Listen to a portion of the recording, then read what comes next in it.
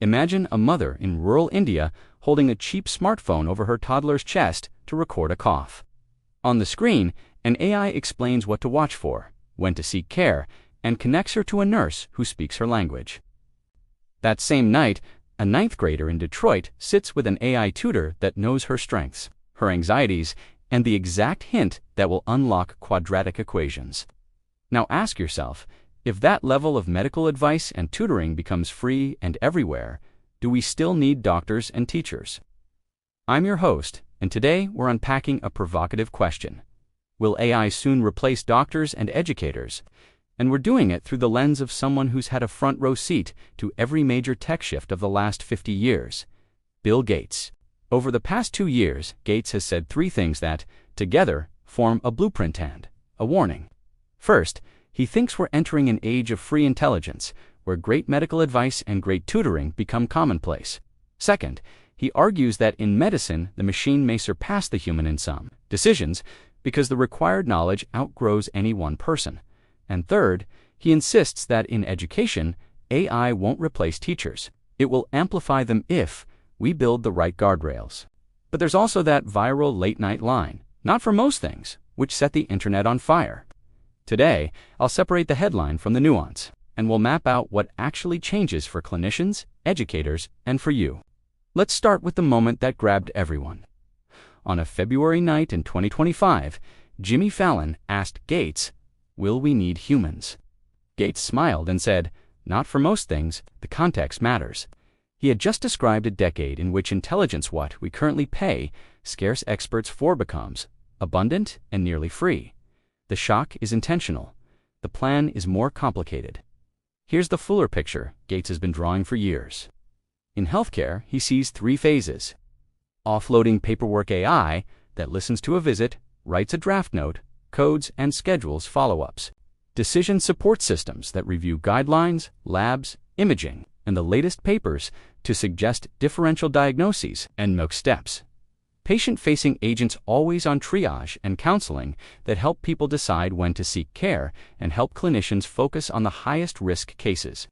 In education, the arc is similar, but the destination is different. AI becomes a personal tutor first, amazing at reading and writing feedback, then strong in math while teachers shift toward coaching, motivation, and culture building. The human relationship stays central. So yes, the soundbite is spicy. The strategy is augmentation now, transformation later, and some roles will be rewritten. Walk into a clinic today, and you'll see exhausted people fighting their EHRs.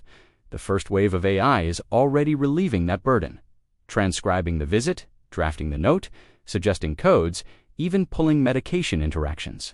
For most clinicians, that is oxygen. But the second wave is where the earthquake starts. Picture a chest pain visit. An AI agent has already taken a structured history from the patient at home, uploaded wearables, scanned guidelines, and summarized 20 new cardiology papers published this month. It proposes risk scores, orders to consider, and points out an atypical pattern in the troponin curve seen in a rare myocarditis cohort. The clinician is still accountable, but the diagnostic ceiling rises. Then comes the third wave, front-door health agents for everyone. They'll do first-line triage, chronic disease coaching, medication reminders, depression check-ins at midnight. In places with few clinicians, that's not a luxury. It's healthcare showing up at all. The hard part isn't imagining the capabilities, proving safety, earning trust, and deciding who is liable when the advice is wrong. So, do we still need doctors? Absolutely, just not for the same mix of tasks. Think of it as scope shift, more complex judgment, procedures, end-of-life conversations, uncertainty management, ethics, and responsibility. Less rote documentation, routine refills, standard triage scripts, predictable guideline care. Gates's bolder claimed that, in some domains, the machine will be better than the human hinges on scale of knowledge. Medicine is exploding. No individual can hold it all. A well-audited system with access to global data may spot what we miss. The bar, though, must be ruthless. Prospective trials, post-market surveillance, bias audits, and a right to human review. If we get that right, the promise is huge. Shortage relief where queues are longest. Burnout relief where paperwork suffocates care. And quality gains in pattern-heavy specialties. If we get it wrong, we automate inequity and error at scale. Education is more than content delivery. It's belonging, expectation, and hope. Gates has been consistent here. AI won't replace teachers, but it can finally give every learner what only the wealthy have had: a patient, adaptive tutor. Start with reading and writing. Generative models are already superb at proposing prompts, giving stylistic feedback, and modeling revision. Math lags because stepwise reasoning and error diagnosis are harder, but it's catching up fast. Inside a few years, most students will have an assistant that remembers where they got stuck, celebrates small wins, and explains a concept 5 different ways. What changes for teachers? Less time authoring worksheets and grading routine assignments. More time checking for understanding, orchestrating discussion, building projects, and crucially teaching students to question the AI. Hallucinations and bias turn into teachable moments. What's the source? What's missing? Whose perspective is this? The opportunity is equity. If the best feedback and scaffolding become free, then zip code should matter less. The risk is also equity. If affluent families deploy better-tuned systems with richer data, the gap could widen. Districts will need procurement standards, privacy guarantees, and continuous evidence reviews. And the soul of school relationships has to be designed in, not assumed.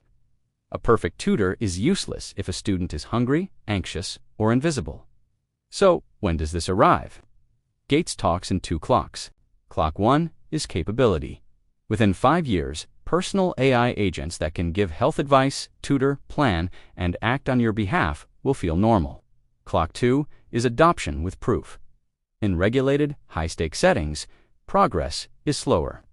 Health agents need clinical trials, updated medical device rules, and clear accountability.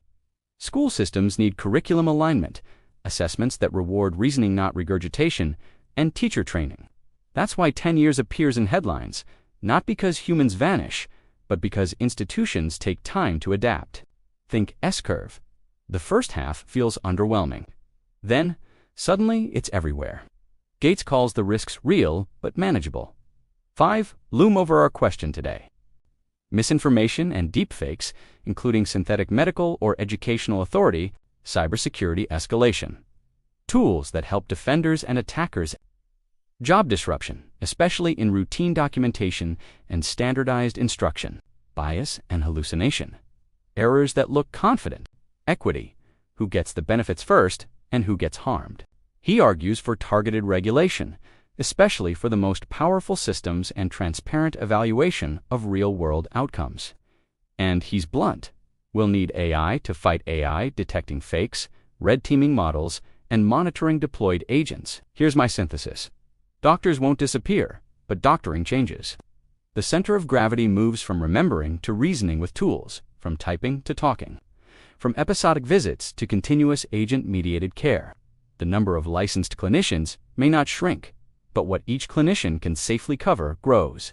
Teachers won't be replaced because meaning, motivation, and community don't come from a screen. But classrooms without tutors will feel antiquated. The best schools will measure things AI can't fake: curiosity, collaboration, persistence, judgment. If Gates is right, the real replacement isn't humans, it's scarcity. The world with enough expertise for everyone looks very different. Our job is to make sure it's also more just. If you're a clinician, start piloting tools that kill paperwork and measure the time they give back. Join trials that test decision support against outcomes and demand bias audits and a human-in-the-loop guarantee. If you're a teacher or school leader, adopt an AI across the school plan. Clear norms for responsible use. Curated tutors aligned to your curriculum, professional development focused on designing tasks that require judgment, and student lessons on sourcing and verification. If you're a policymaker, move fast on standards for AI agents in health and education. Evidence thresholds, auditability, incident reporting, and enforceable privacy. Fund access so rural clinics and under-resourced schools aren't last in line. And if you're a parent, patient, or learner, practice with these tools today. Treat the AI like a brilliant but fallible intern. Ask it to cite sources. Ask it to critique itself. Then check. Bill Gates likes to say the benefits will be massive. If we steer the technology well, I think he's right. In the coming decade, we won't decide whether AI replaces doctors and teachers. We'll decide what kind of doctors and teachers we become in an age of abundant intelligence. I'm your host. Thanks for listening. If this episode helped you see the future a little clearer, share it with a friend, a clinician, or a teacher who inspires you, and tell me, what would you reserve for humans?